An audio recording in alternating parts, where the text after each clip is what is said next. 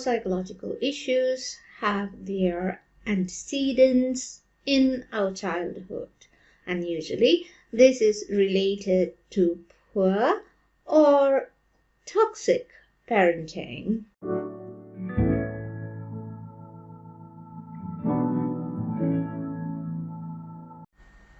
When we are children, we learn everything about ourselves, about other people, about the world around us from our parents, and the way we are treated by our parents.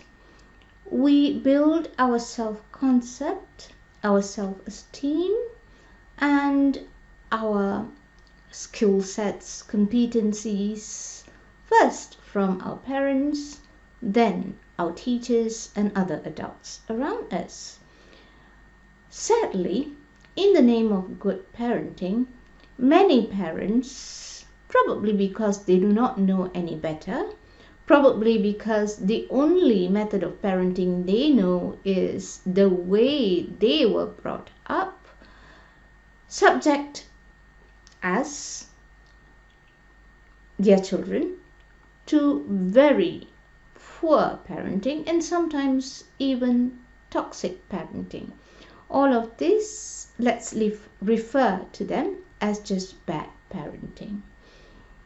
Bad parenting can have a negative impact on us and can leave us with prolonged psychological health issues, which if we carry with us, we will not be able to manifest to our fullest potential. This is why it is important to revisit these antecedents and eradicate them altogether from our make-up as a person.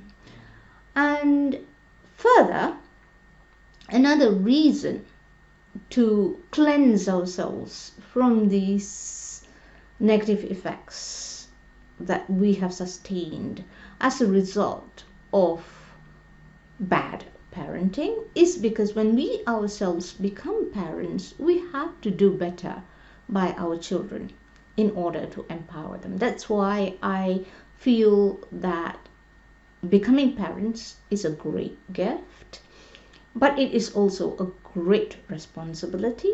So it is very pertinent that we look at ourselves, master ourselves, identify our own weaknesses and strengths, and start reinventing ourselves to be all that we can so that we give our children the best chance to be all that they can.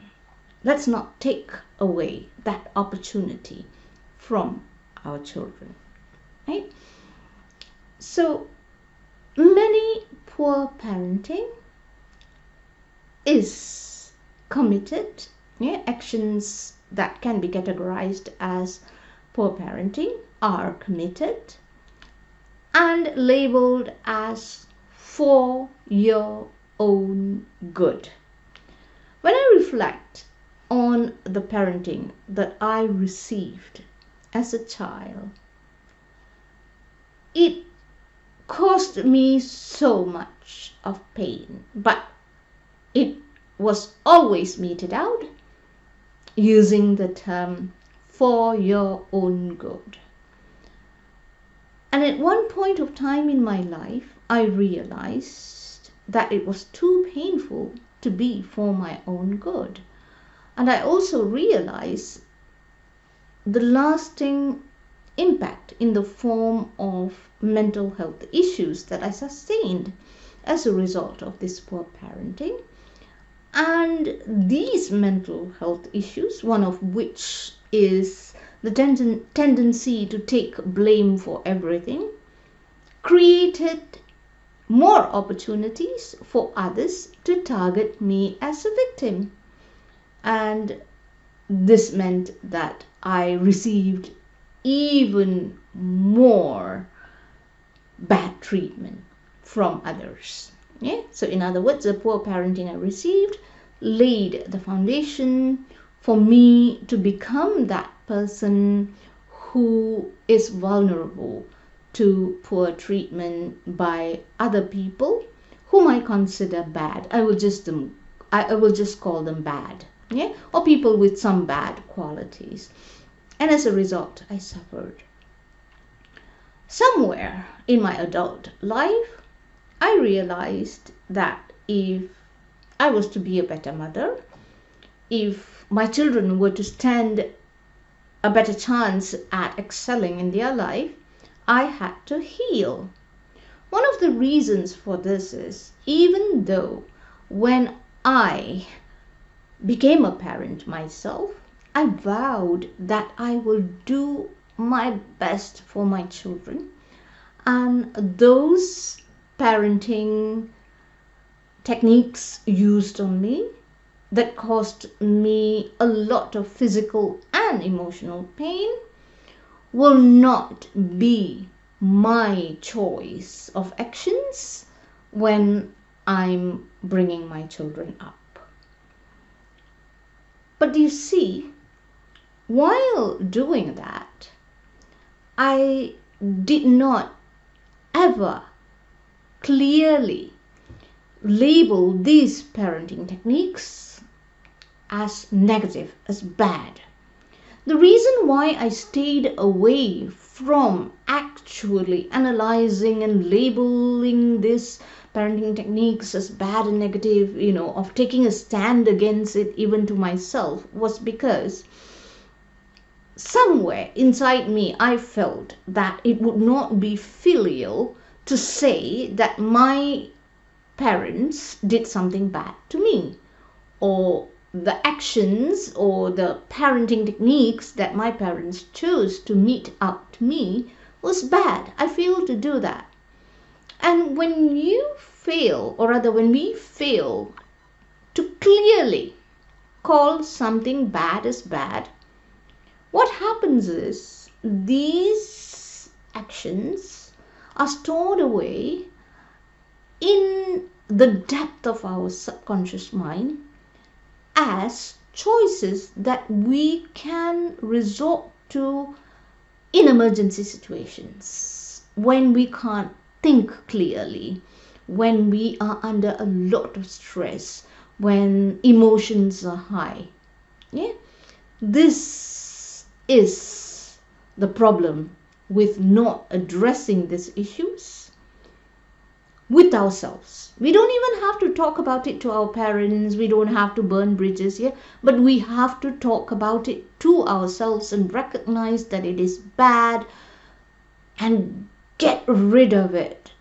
Otherwise, it will remain buried in our subconscious mind. It'll surface and it'll become one of the choices that we resort to in a moment of stress, in an emergency situation. This is the problem with not recognizing bad parenting choices made by our parents and subjecting us to them when we were young, not addressing it, not clearly saying that it's bad, and setting it aside. Yeah, this we have to do. And until we do this, we will not be free from the negative effects of these actions. So remember, these bad parenting is not good for us. These parenting actions or choices is bad for us. We did not become the person we are because of these parenting choices, but despite these parenting choices. It is important to clearly label it as such and flush it out of our system. I'm not asking you to go and fight with your parents. The second part is, many of us who did not manage to do it, meaning cleansing ourselves of these negative parenting choices that we were subjected to, if we did not cleanse ourselves of it soon enough, we may have subjected our children to it at one point of time. And to stand by it and say that my parents did this to me, and hence I became the person I am, so I did it to my children and they turned out just fine, means that you're setting up a trap for your children to mete out the same actions to their children and hold those kids of the future back. So remember, these techniques are not good and they have to be recognized as such, even if you had inadvertently subjected your children to these parenting techniques. Come on, be truthful, be courageous. Physical abuse and emotional abuse cannot be good parenting techniques.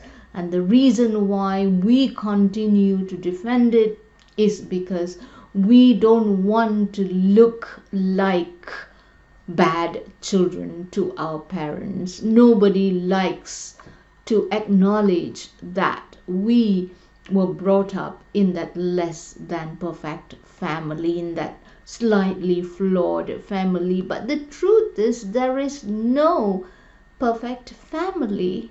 There is no family without a flaw or two, and there is grace in accepting the flaws and resorting to learn to become better.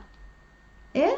So it is important that we go back, identify the antecedents in our childhood that led to the mental health issues that we have. And if some of those are rooted in the parenting techniques that we received, we have to recognize those as bad. Recognizing the choices our parents made in terms of their actions, towards us, whether it is physical abuse or emotional abuse, recognizing those as bad is not saying that your parents are bad. This is where understanding the existence of every human being as a physical being and as an energy being is helpful. Those actions, those parenting techniques that our parents subjected to us, if they're bad and resulted in either some form of mental health issue or neurosis in us, is their behavior. It is quite separate from their existence as an energy being. And as a child, you can still continue to love your parents as the energy being. The choices they made, their behavior is a choice they made from the physical level. So there is no conflict there. You're not being a bad child by recognizing this, but you're merely breaking this vicious cycle, this chain of passing on all of the baggages of your parents onto your children and thus limiting their performance. I hope this video was useful. Please share your thoughts and comments in the comments sections and questions if you have any. Thank you and bye-bye. Have a great week.